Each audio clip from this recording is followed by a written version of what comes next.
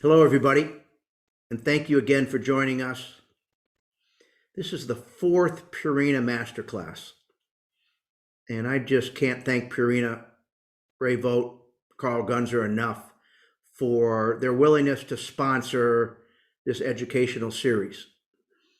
The series started with a judges discussion, and we had three great judges. We had really lively topics.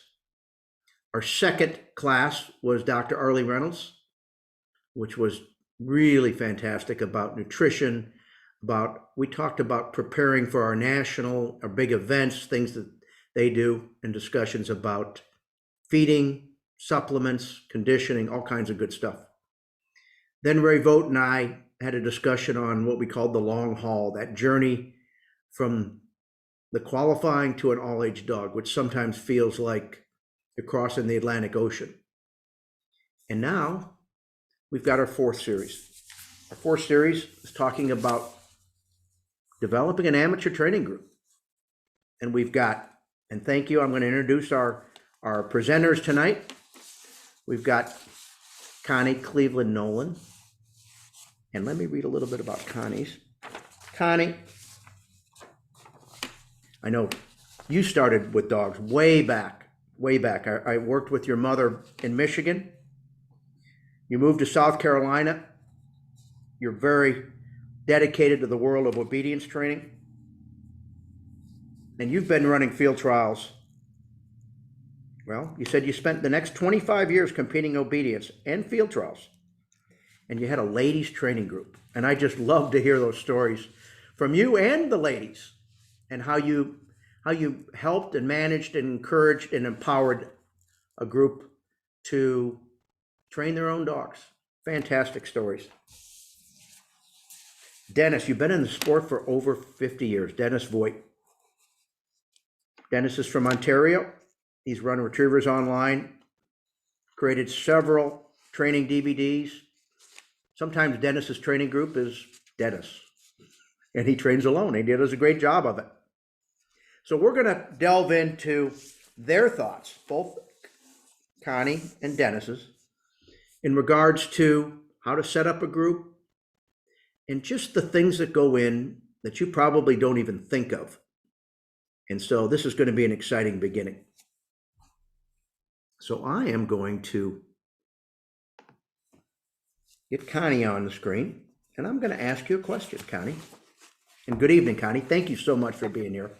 Good evening, Pat. Good evening, all of you that are here. Thanks for coming. I'm going to ask you, the first thing that we talked about is why train with a group. Would you kind of give us your thoughts on that, please? Well, the first thing I'm going to tell you is that it's fun. And I've met so many amazing people and had developed such good friendships with the people I train with. The second thing I'm going to say may come as a surprise to you is safety. It's just not safe for me to go out by myself. And in that a dog could get hurt that I could not transport without help. I could get stuck. Unfortunately, when you train as an amateur, you train in places that are not manicured field trial grounds. And so there are things that, there are places that that I don't necessarily feel safe being by myself. I have found that I would much rather have a person in the field who can stand up, face the right direction, rethrow, than try to use a piece of machinery. In fact, the ladies training group had a rule that if you don't know how to fix it, don't bring it, because it will probably break down and be in our way and we won't be able to finish the test.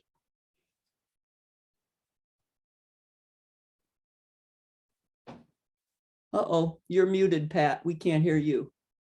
I got to unmute myself. Well, I was trying not to interrupt you. Yeah, I got a big kick out of you talking about your lack of fondness for the mechanical devices. And you're right. I mean, there's nothing like being able to help a dog when you need to help a dog and holler, hey, hey. And it's so frustrating when you want to do that and you don't have the means to do that. And I'm not sure that it's always more efficient to have mechanical devices. You know, when I think about how quickly you can run multiple dogs when you have enough people to keep dogs coming to the line, to swap out guns in the field and bring in another group of people that are going to run dogs. I'm not sure mechanical devices are any less time consuming. Great point. I'm going to jump over to Dennis here.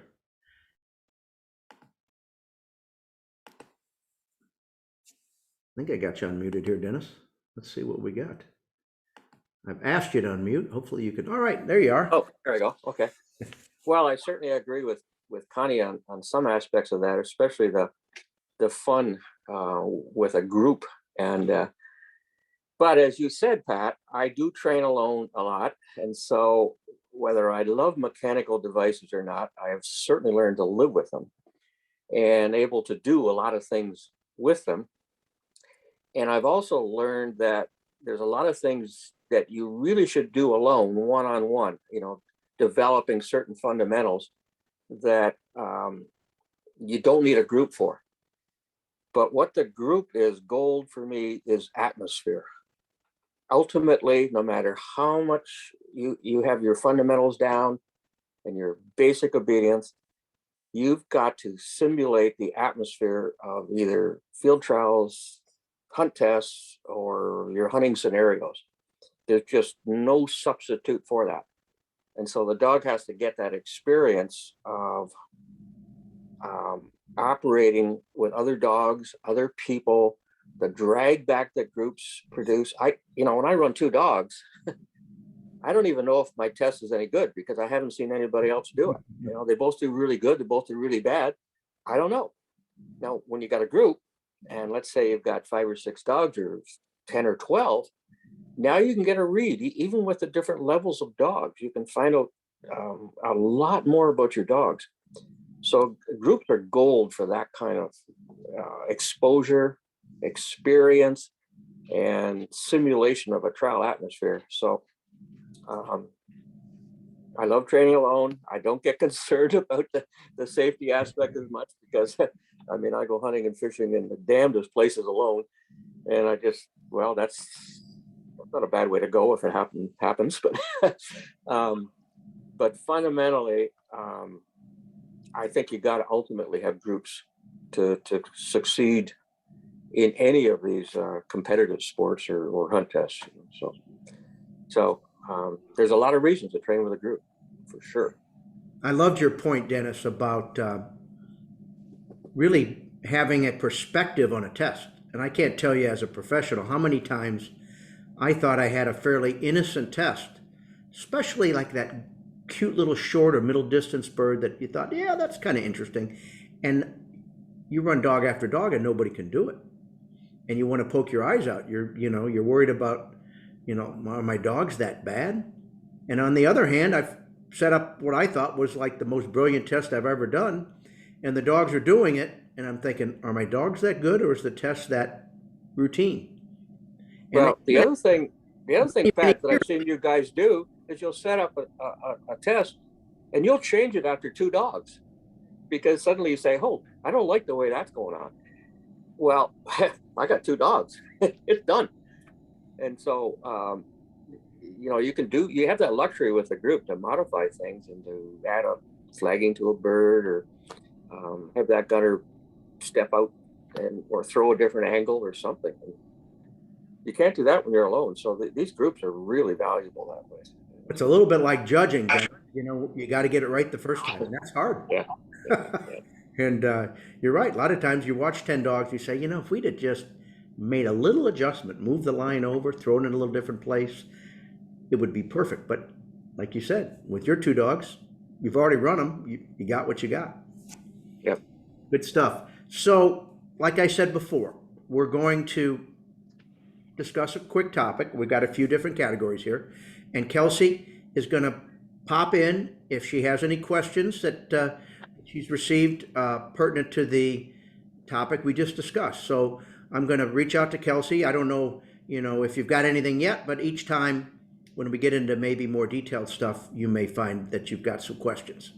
Sure. Thanks, Pat. Not yet, but if anyone has any questions relevant to what is being discussed, just put them in the Q&A section. Excellent. Well, thank you, Kelsey. Thanks for being here. All right, I'm going to jump back to Connie. and we're going to jump into. How we doing there? Are you there, Connie? I am. So we talked about really one of our first real categories that you both agreed upon.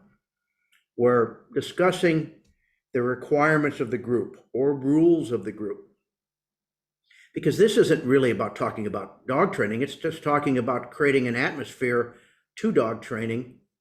And you had some incredible points in regards to that. And I'd love for you to expand upon that.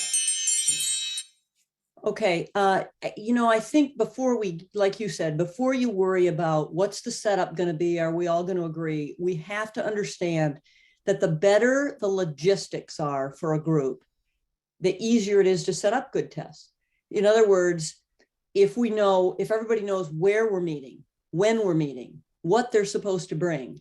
And I think that having a person who's great at logistics and can monitor that does not have to be the same person who has the most training experience in the group.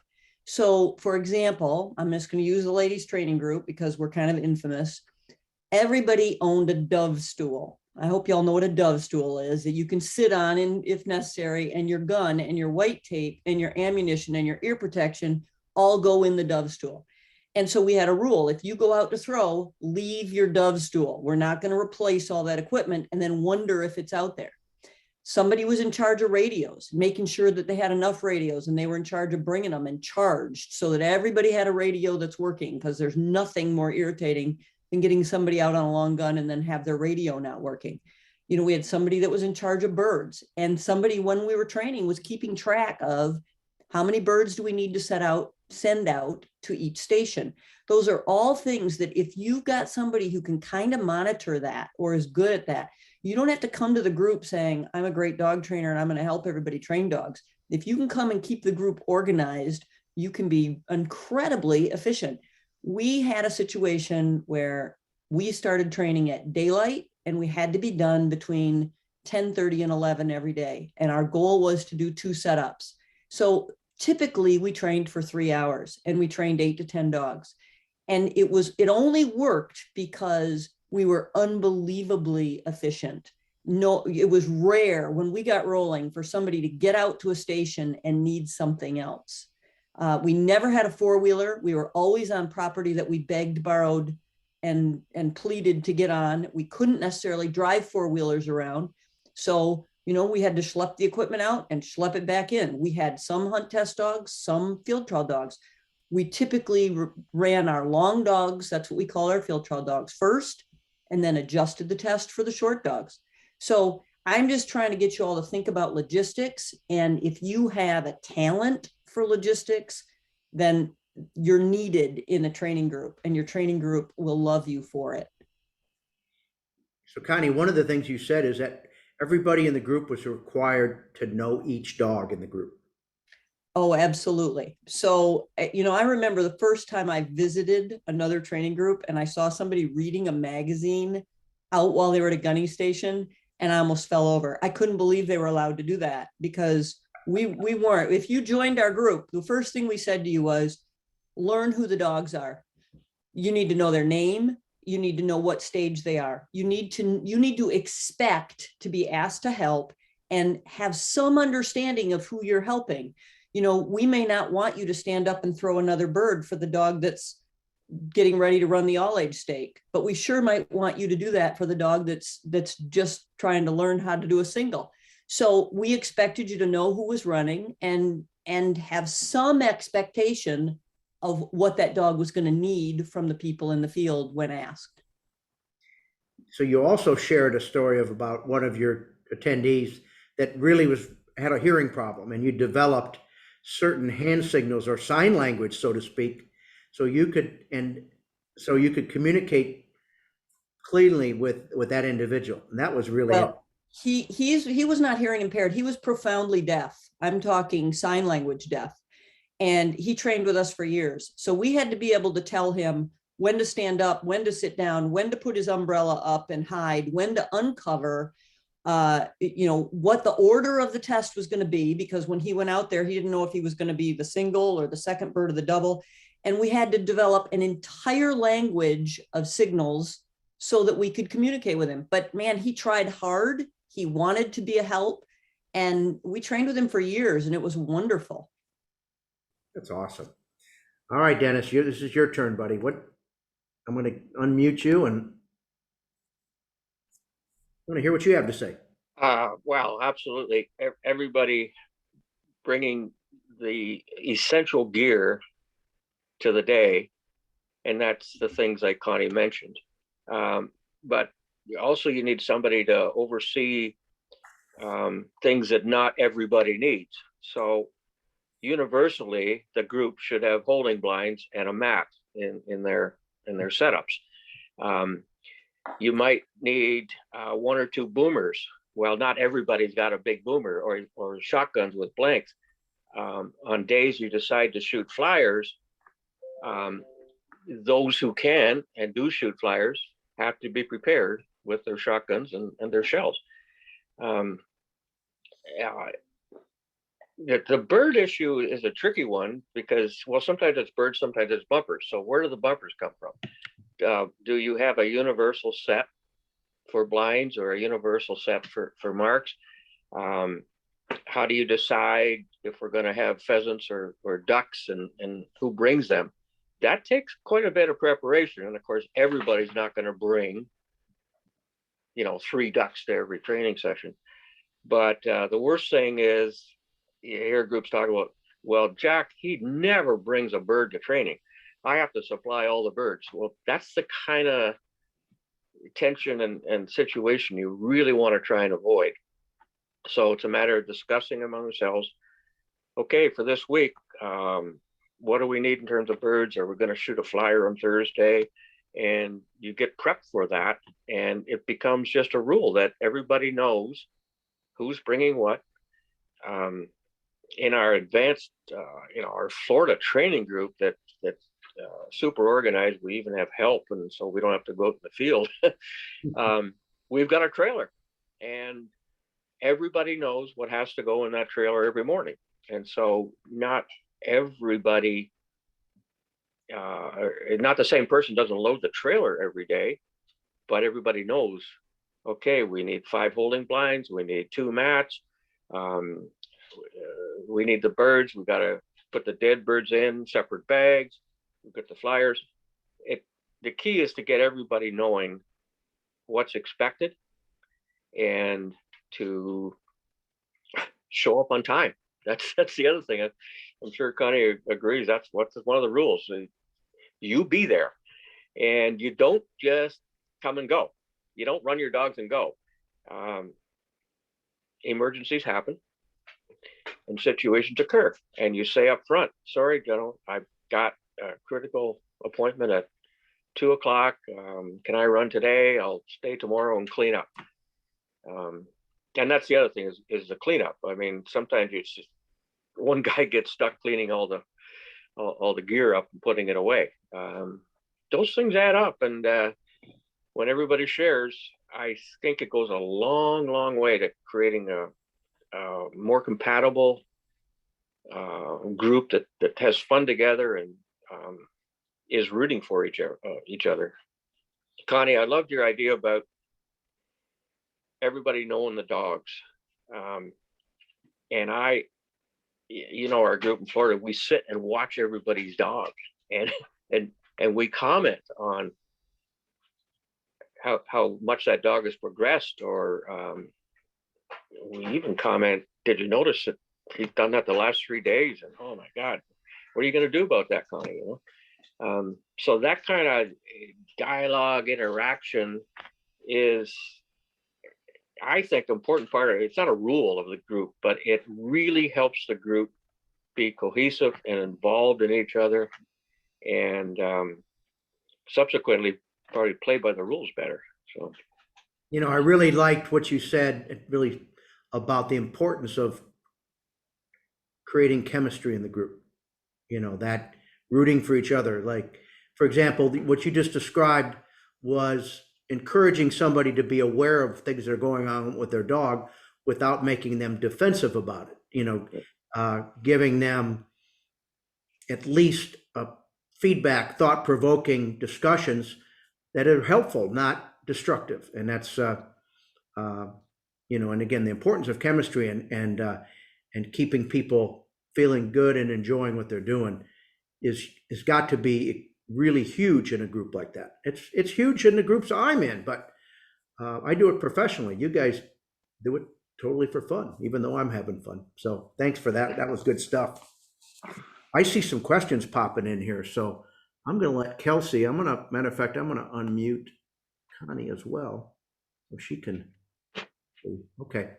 So can I throw a couple more things out Yeah, there absolutely. based on what Dennis said? I know professionals are training a lot more dogs in a day than we are, and they tend to say, it's hard when the dogs are all over the map. But that is the reality of an amateur group. You're going to have somebody who has a 1-year-old dog and somebody that has a master hunter and somebody that has an all-age dog.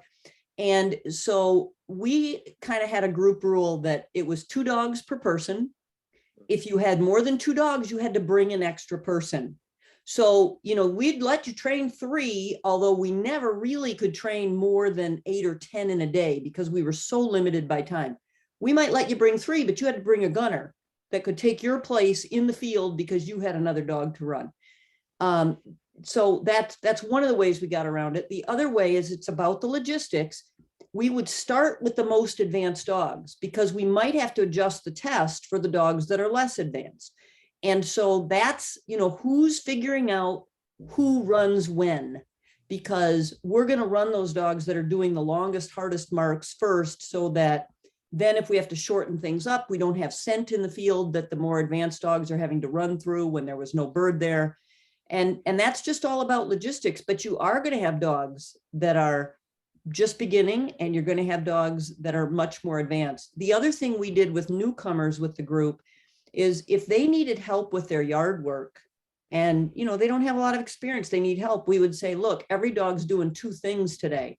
If you would like one of your things to be that we help you with force to pile, we'll help you with that, but don't plan on running that dog in the second setup, because that, again, we were in a time constraint all the time. Well, you guys are jumping ahead on me. You're getting into logistics. That's our next subject, but Oh, sorry. that's all right. I thought those were still group rules. They are too. Yeah. There's an overlap. I get it. Like Dennis said, our rule was if you show up on time and you only run a setup if you can stay till the end of that setup. If you can't stay till the end, then you don't run it. And I know that sounds harsh, but otherwise the same person's left at the end with one guy in the field trying to get something meaningful for his dog. Now, that was awesome. Kelsey, I see a bunch of questions. Are there anything we need to talk about?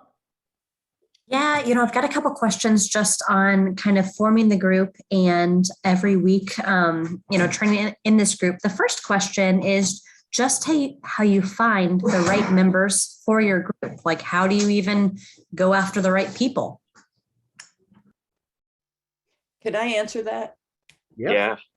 If they want to go out and throw birds for me, I'll throw birds for them. They are the right person. I mean, I need people to train with because I don't take equipment out in the field. So if I find somebody who says, I want to learn how to do this and I want to do it, I really don't care what their ultimate goal is. As long as they're willing and engaged, they're going to be a good group member. I guess I might have one exception to that, Connie. Okay. If I know a person has a history of being an absolutely poor, inhumane trainer, I'm probably not going to acquiesce and let him throw birds for me. I don't want to be part of that scene. So I do think the group, they don't have to have the same philosophy. They don't have to train the same. But I personally don't want to train with somebody who treats their dog inhumanely anymore. And so I'm not going to invite that kind of person. But if I'm field trial, national oriented, and my neighbor is a hunt test guy, I think we have to be selective about when we get together, because he's certainly, otherwise every single bird has to be modified. But yeah, if I can get somebody to throw birds for me, and no matter what their level of expertise is, I'll go to the end to mentor them and help them with their dog at whatever level they are. But I think the key is to get people who are compatible. And how do you find that? If you have a group of 3 or 4 very inexperienced people, somehow you should really try to seek out somebody with success. And the way you do that might be to simply ask some successful people if you can come and help them and throw. I don't even care if I run my dogs. I want to see how you train. I want to help you out, and I want to observe. Well, the next thing you know, you become part of their group, and your friend becomes a part of their group, and it grows from there. And I've seen a lot of amateur groups start out that way, with one successful person and others being attracted to them. But I think it's real important to have somebody that's got success, so that it's not just the blind leading the blind. You really should make an effort to have that diversity. I think the diversity is helpful. But That was really a good point, Dennis, about just volunteering to help, and then and what one might learn. And then, you're right. It's very common when you see somebody that's really willing to pitch in to really be helpful to them. I mean, I'll tell you, I remember when I was just coming out of high school and I had Chesapeake Bay Retriever, and one of the most helpful people was Judy Aycock, who had just won the National Amateur. And she had no reason to be kind to me, but she really was. And maybe she saw somebody that was hungry and willing to help. And you're right. It certainly got me rolling, and played a big part of my career. Kelsey, do you have anything else there that we want to talk about before we move on? I do, just on kind of logistics of forming a group. Quick question for Connie. What was the optimum size of your ladies training group? How many people, how many dogs? Well, I think that depended on whether we were going to do land or whether we were going to try to do a big water test. But we really never, for me, 5 or 6 people is optimum, because, and that may sound like a lot to you, but the reason being, you can send 3 people out in the field, the other 3 can alternate, rotate their dogs, and then boom, you have one gun change and the other 3 people come in. It is as efficient to do that as it is to have fewer people and have to be changing gunners after every person and waiting for one person to go back to the truck to get another gun. Or I'm sorry, another dog. So another question for you guys. Do you only do setups on group training days, or do you ever do some drills together? And if you do, what does that look like? You want that one, Dennis? well, yes, okay. We certainly do certain kinds of drills, and they tend to be the kinds of drills where you can't do it alone. You can't do a one-on-one. You require the group dynamics. You could even say an ABCD marking drill is a drill, but it's really a setup that requires lots of personnel. But we do a lot of drill-like things where there is a gunner and blinds, diversion bird, distraction. But sometimes those are incorporated with other things like 3-peats, which are not very different from going into tune-up drills and stuff like that. But you don't tend to do a 20-minute tune-up drill, one person running it, and have 5 people watching. That's just not the kind of thing. But we often take 2 or 3 people and do that so that they can observe, comment, interact, and learn from watching 3 dogs do a tune-up. So quite often we did a big land tune-up, and everybody did that together. Well, then everybody on their own time did day 2, 3, 4, and 5 afterwards independently. But the initial one was done as a group. But we don't do things like lining wagon wheels as a group unless somebody wants mentoring, or they want to watch somebody do it that's accomplished, or they want somebody to critique them. So, Connie, any variants on that? Well, I think that you're talking about a situation where the people are all fairly geographically close.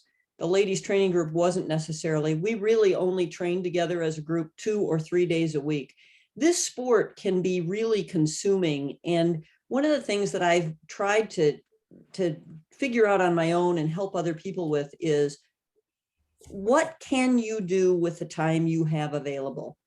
And I can train 2 or 3 days a week with a group of people all year round, but I can't train 5 or 6 days a week, or at least I couldn't for the 20 years that I was, training with my ladies training group, because I had obligations on the weekends. I worked on a lot of weekends and I had a job.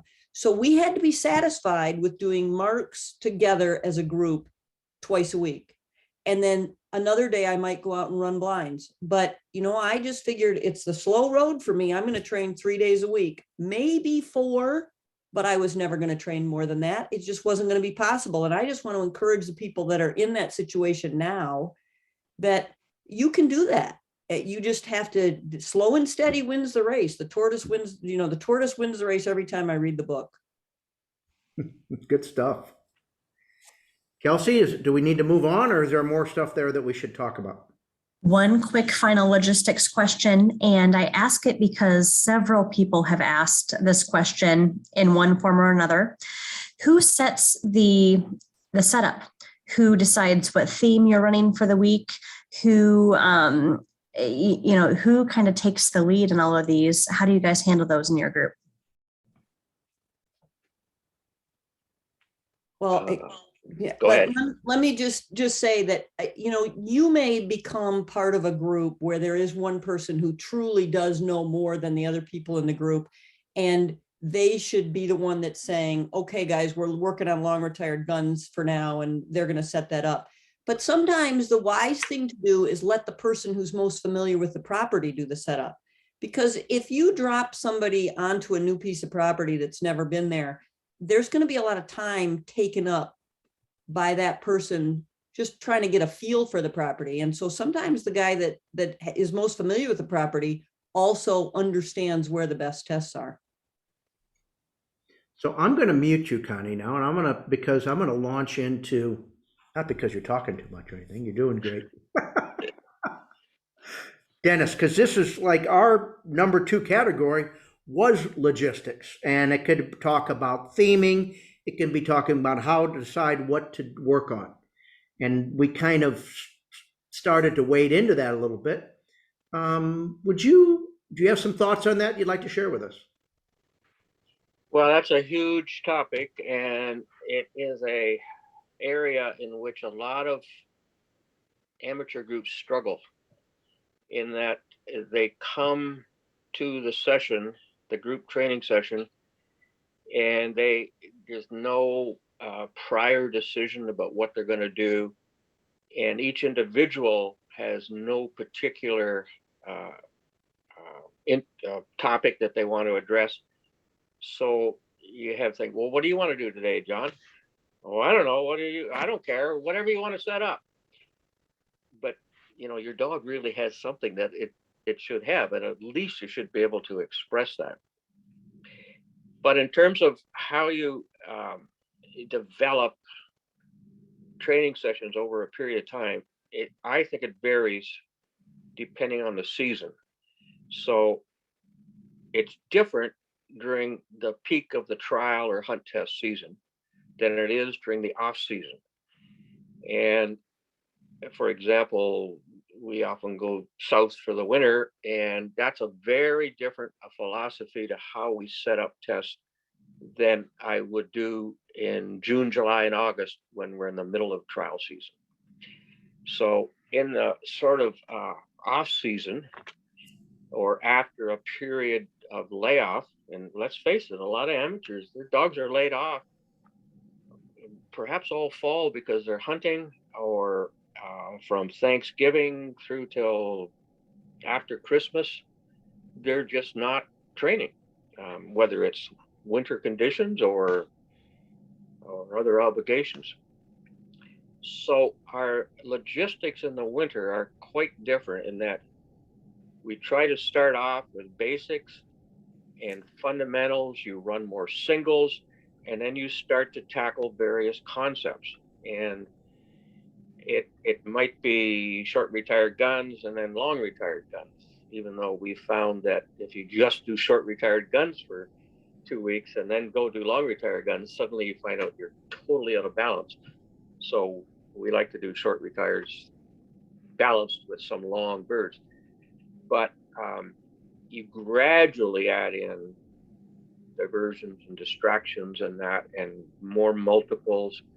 Whereas you might start off for the first 2 weeks of easy running on good terrain, getting the dog back in condition, running singles with multiple gunners, and virtually no multiples.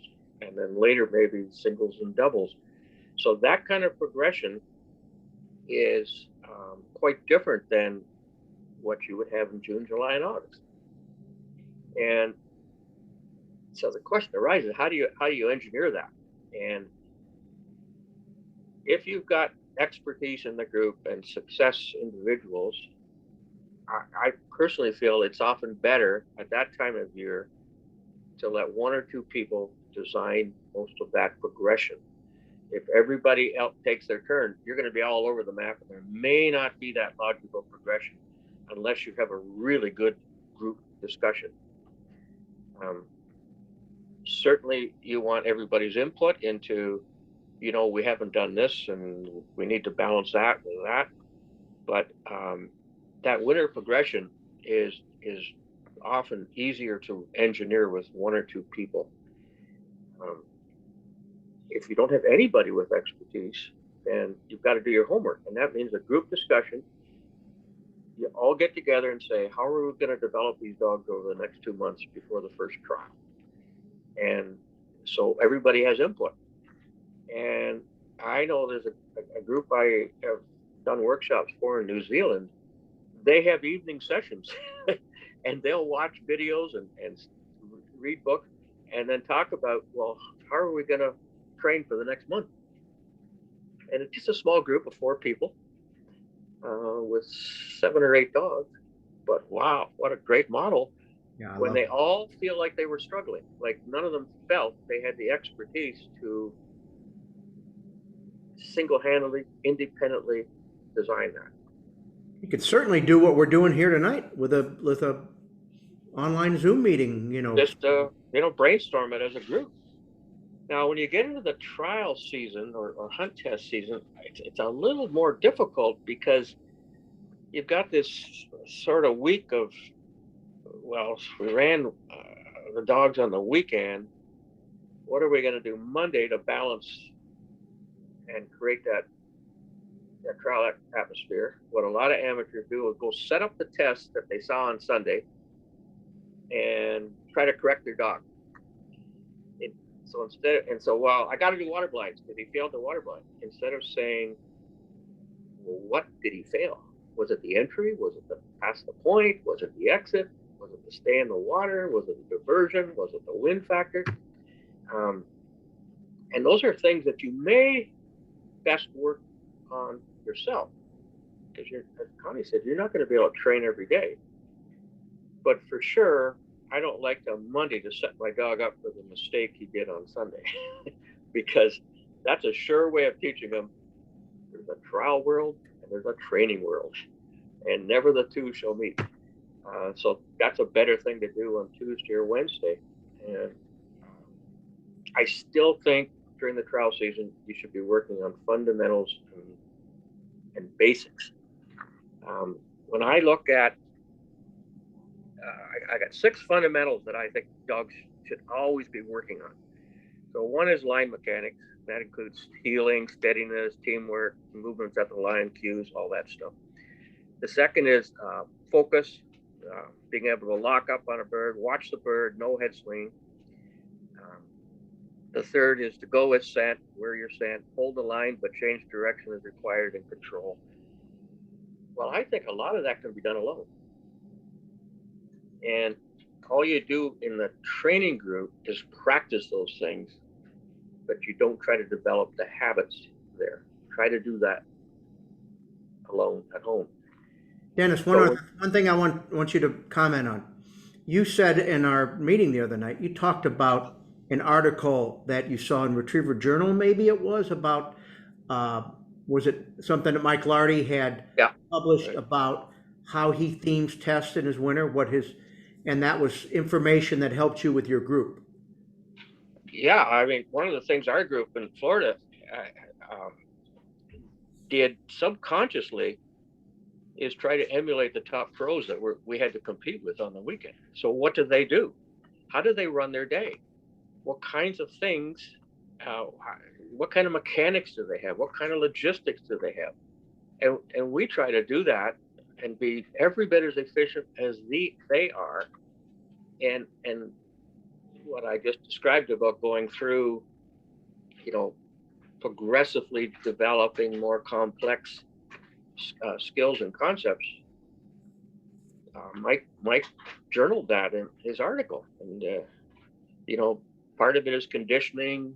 The dogs aren't in shape, and that whole gradual development, rather than trying to build a Rome on day one.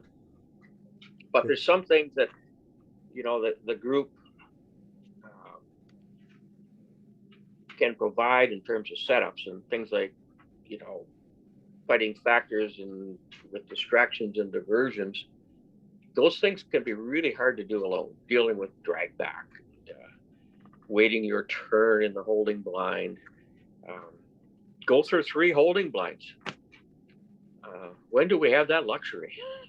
And yet every weekend you got to do it. At a national, you get 5 of them sometimes.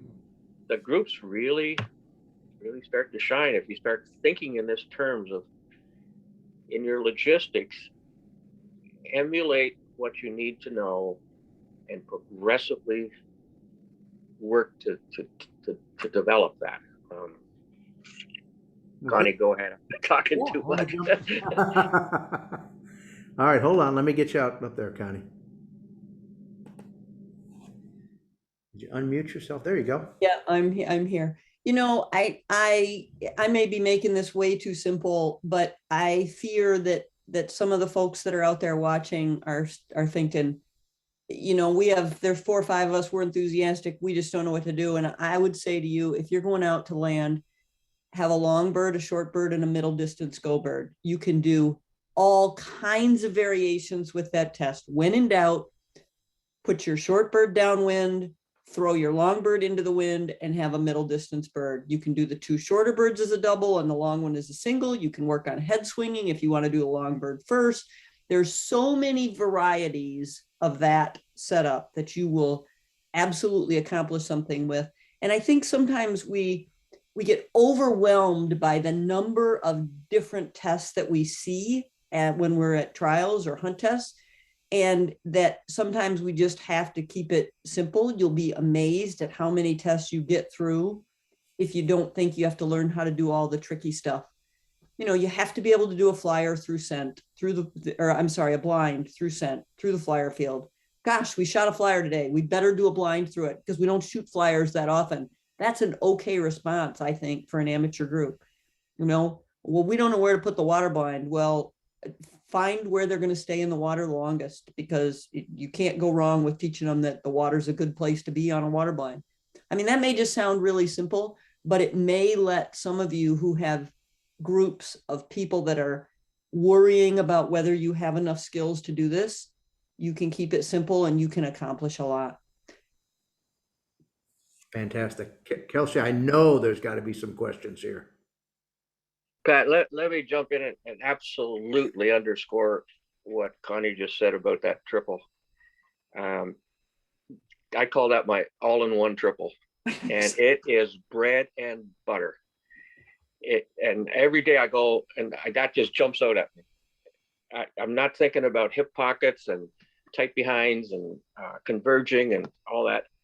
I'm thinking about the all-in-one. And that the terrain eventually dominates. Well, tell me, So, once a again, middle length go bird, you come back to a short retired and do a long punch bird. And you can never go wrong by practicing that. Rather than trying to tick off the 125 different configurations that we could design. And if you want to do that, go to my Retrievers online marking series, and there are dozens and dozens of setups that you can emulate, and you could systematically go through them. But it still boils down to the fundamentals of go medium, be able to come back short, and be able to drive. If you can't have those three, you're behind the 8 ball to start with. So I agree 100%, Connie. Yeah. that was great. I love both your perspectives there. Kelsey, did we have some folks that need some clarification or questions on that? Yeah, Dennis just said that there were 6 skills that every retriever is working on. Some line mechanics, focus, go where scent. Dennis, you only named 3. Can you name the other 3? Yeah, the fourth one is be able to take angles on lines and fight factors, especially wind. But you work on that till the dying day. 5 is related to marks, and that is to be able to learn how to hunt tight and to check down and to punch, which is what we just talked about with the all-in-one triple. And the last fundamentals is be able to deal with diversions and distractions. And you just work on those 6 fundamentals and forget about all the complex setups and mama papas and monster quads and everything else. Always think in terms of, I'm working on those things. And you can work on a lot of those things alone, develop the skills, but then use your group to practice it with the atmosphere and the excitement and the diversions and other dogs and waiting in line. You're the 7th dog to run. Well, that's what happens. And they hear these guns going off. They're a different dog. And so now the diversion that you could do at home alone suddenly becomes a little more distracting. But you're still working on the same fundamental. So those are the 6 that I think you're always thinking about. If a dog is missing one of those 6, you're behind the 8 ball, whether you're hunt test or field trial, I think. Kelsey, what else we got? Oh. You want to comment on that? Well, this is kind of jumping back, and I think, Dennis, you're kind of assuming this, and I'm kind of assuming it. We probably should say it. When I'm training with a group, we always have birds and guns. Period. Done deal. It has to look like a field trial. We have to have birds and guns. I do not go out with a group and throw bumpers on marks. I can tell you the number of times my dogs have gotten a bumper on a mark on one hand. If it's not a drill, it's a bird. And I think that's really where some amateur groups fall down, is that they don't go to the trouble to get out there holding blinds, their mat, their birds, and their guns. Connie, you 100%. talked about what you did because some of your folks couldn't throw a bird very well. So how did you manage that? Well, there are a lot of ways to manage that. We did have a kick winger because that wouldn't break. We could fix that if it broke. So if we needed to put a winger you could kick out in the field, we could do that. We threw bumpers, white bumpers, to a bird. But we had another rule in the ladies training group. There was no such thing as a no bird unless you threw it the wrong direction. If it skimmed the ground, it skimmed the ground. The dogs were going to learn something from it. If it went straight up and came down, you just backed away from it. I mean, you got to do what you got to do. And the dogs, none of them suffered for it. Good stuff. Dennis, you were going to say something, or? No, I agree with the bird thing. I mean, there's occasionally when we'll throw a bumper second for a, watch it or distance, but it's birds day in and day out. We tend to use bumpers on blinds a lot in the south because of the fire ants, but it's a darn good idea to use birds on blinds routinely also. But sometimes you put a pile of bumpers out. The exception is the one that Connie mentioned, where you're doing drills, you're doing cheating singles. Those will often be bumpers. But I'm throwing ducks every day, and if I can throw pheasants, I mean, in Florida, we have a pheasant every single day and ducks. And if I could throw a hen pheasant on 50% of my marks, I would. I just got a freezer full, and I'm ecstatic about it for next summer that I've got as many pheasants as ducks. And so, Dennis, I think that's really important. And I think that, again, a lot of amateur groups don't think about this. If I never threw a duck on land, I would be happy. I know my dogs can find a duck if they can find a pheasant. I'd rather throw pheasants. And if I could throw them all the time, I would. And I think that what happens, and we maybe don't realize this, is when we throw ducks all the time, the dogs get sloppy about their hunts. They can hunt these huge, ridiculous hunt patterns because they can wind it. And it can be fixed easily if we're throwing pheasant for them and they're harder to find. And most of us don't want to throw them because they don't last long. They're expensive. And it's just harder to come up with them. But boy, if I could, I would. I might add to the duck or the bird thing is the use of pistols. And the dogs do get cranked up a notch with a boomer and with shotguns.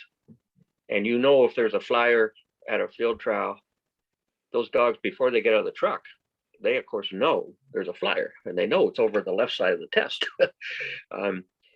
Gets a totally different sound, and they get conditioned to that. So a lot of amateurs only use those starter pistols, and let's face it, day in and day out, I don't. But whenever we can use the boomers or a shotgun with blanks and add them in, that is another closer simulation of the real world, the field trial hunt test world.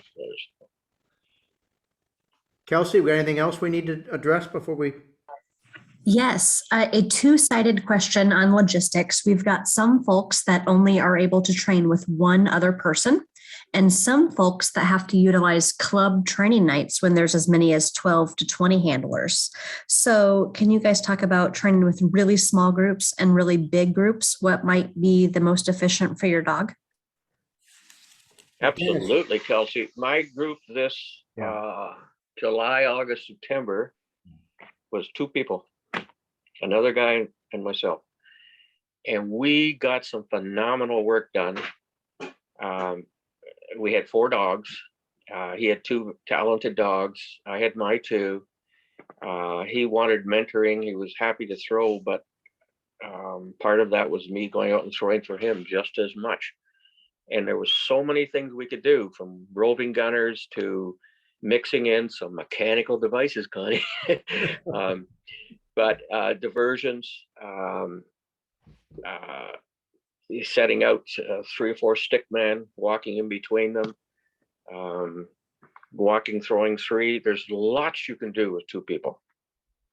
And as far as working with a group of 12 to 20, I think most amateurs want to go out and run the test. I think your priority should always be things like line mechanics and fundamentals. So in a group like that, I'd be less concerned about running the big test as taking advantage of that atmosphere, which is extremely hunt test trial like. And you've got a different dog at your side, and focus on that. And when you're back with your group of 2 or 3, or your mechanical devices, work on your triples and concepts. But take advantage of the situation, and it's something your dog needs to be exposed to. So 2 groups or 20, they all have great advantages, but they're different. That's all. Kelsey, you want to add any more questions there? We've got tons of questions, Pat, but I think you continue on with the conversation at this point. So, okay. So your last subject, guys, you talked about grounds. You didn't really want to, Connie, you made some great points how you guys, the types of places you trained. Yeah, Dennis comes to Florida and you've got some of the greatest grounds in North America. But Connie, you were in rural South Carolina where you didn't have access to that. Talk about your grounds, Connie. Well, yeah, we didn't have grounds. That'd be what I would tell you is the best piece of water for us was a 2-hour drive. And there was for me, very little opportunity to drive 2 hours to train. That was a whole day and I just didn't have it. But I would say that when you are looking for grounds, I mean, you're going to find yourself driving around going, well, I wish I could train in that field. I wish I could train over there. Look at that. Okay. I mean, I had cow ponds and we made the best of that. But as far as fields go, I found that if I went to somebody, a farmer, a property owner, and said, listen, I'm training my dog for competition. I'm getting ready for a competition. Would it be okay with you if I came and worked on your field next Tuesday from 8 in the morning to 10 in the morning? One day it would be so helpful if I could do that. I never asked for blanket, can I have permission to train here? I just made friends with people by saying, I just want to come one time. And, just made it I tried to get myself familiar with the property, familiar with them, make friends with them. I might wait 6 weeks before I approached them again and said, would it be okay if I came back one more time? But, we had property where we had a farmer who said, you can come, but I never want more than 3 vehicles on the property. Well, so we met a mile away, parked the extra cars, loaded up into 3 vehicles and went to the property. And like I said, we never could take a 4-wheeler anywhere we went. So, I just think we have to be, and everybody in the group can do that.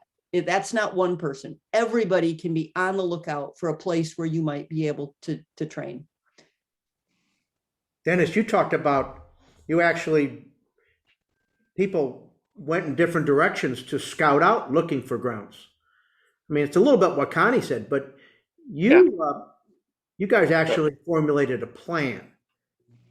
Well, when I'm training up north, I've got my home property, which has lots of good features.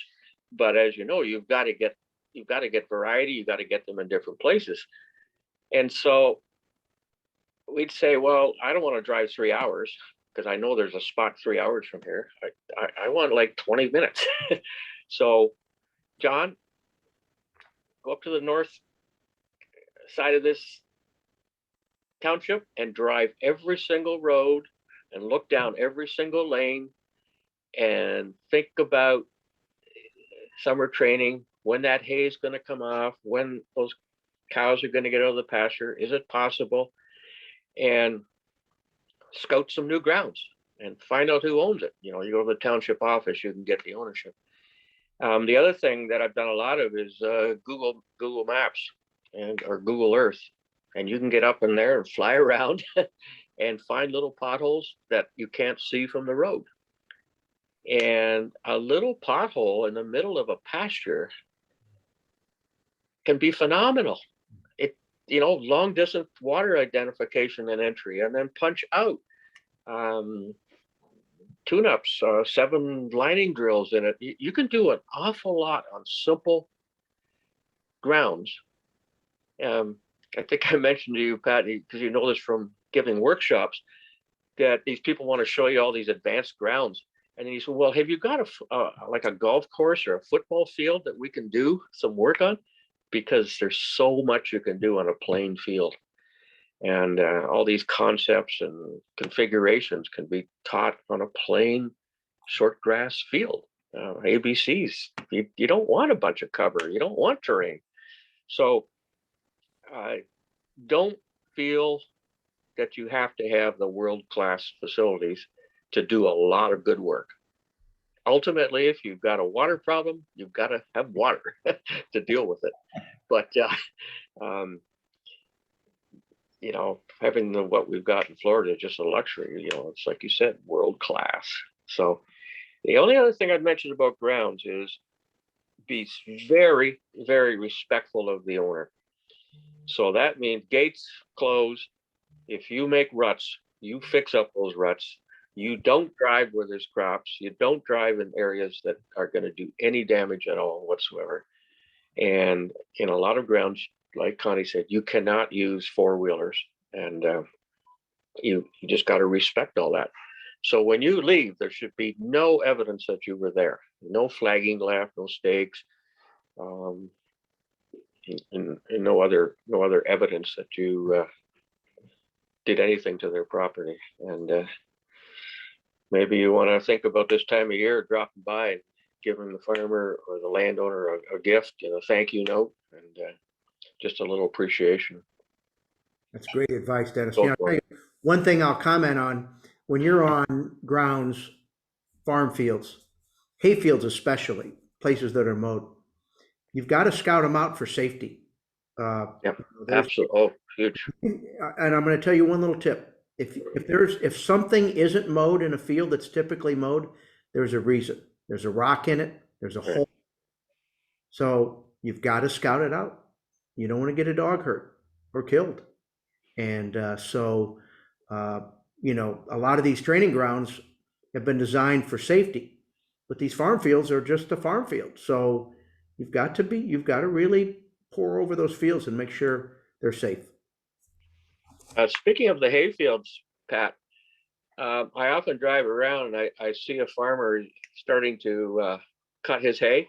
Mm-hmm. And I know that in 3 days he's going to be baling, and there's going to be round bales all over that field. And they're only going to be there for 3 days. And you know how much we love to train in those bale fields. So be alert, anticipate, and say, just like Connie did, would you mind next Wednesday before you pull those bales out if I just run my dogs in there? And sometimes I'll just say, I'm just going to run them on bumpers, or I'm just going to use a starter pistol or something like that. I give them a heads up that, hey, we're not out there shooting birds, live birds or stuff like that, if we think that's going to create tension. So anticipate. I had a farm that I had done that so many years that the farmer started calling me. I'm going to bail. I just want you to know I'm about to bail. I'm sure you want to come by. Yep. The other thing I would just mention, Pat, because I was laughing with you about this the other day. I've trained at a lot of behind a lot of schools. You can get the hay bale effect when you have to go under the swing set, past the teeter-totter, under the slide. I've gotten a lot of good blind work done around the playground equipment. Guys, you've been awesome. I know we need to wind this down.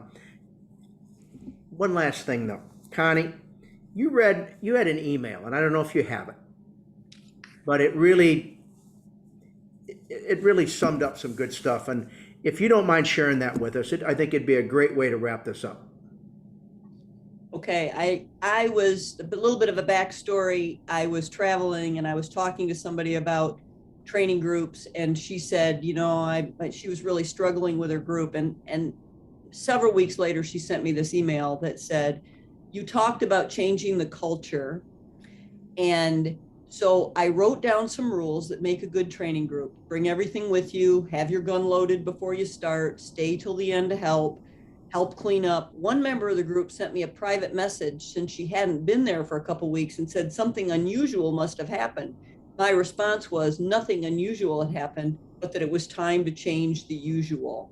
I got a little bit of pushback, but in general, the group last week was incredibly smooth and great dog training. Everybody was on the same page, no complaining. Everybody helped. No one left early, and we all had a good time. That's wonderful. Well, guys, I tell you, I thank you so much for spending your evening with us. I know everybody at home appreciates it.